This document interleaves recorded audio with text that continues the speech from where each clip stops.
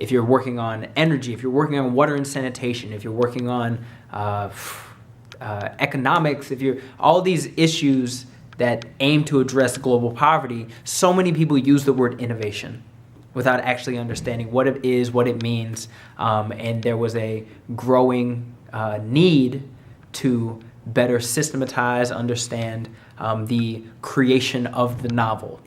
So I was like, okay, let me go for it. Let me create that background myself. So that's what I did while I was here.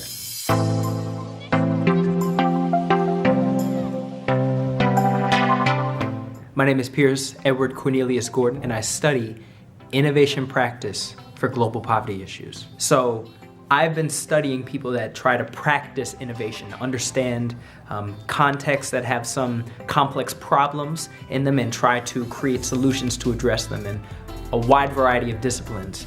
And what's happening in Botswana right now is the development of many different institutions that are trying to reform the economy, the culture, everything into a knowledge-based society, and innovation is a critical part of that.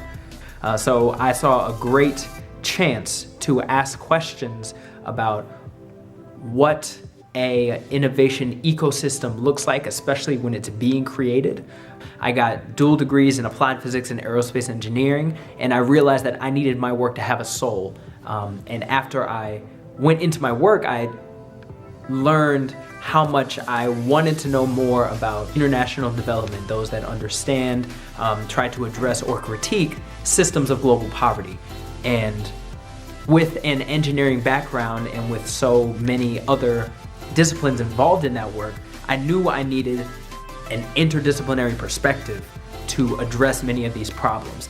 It's necessary for folks in policy environments to be able to communicate effectively with engineers, for anthropologists to be able to talk to economists, because our problems are becoming more dynamic and more complex when how you form knowledge in one discipline does not coincide with how you form knowledge in another, when the assumptions of one don't fit with the assumptions of the other. How do you do meaningful, rational work?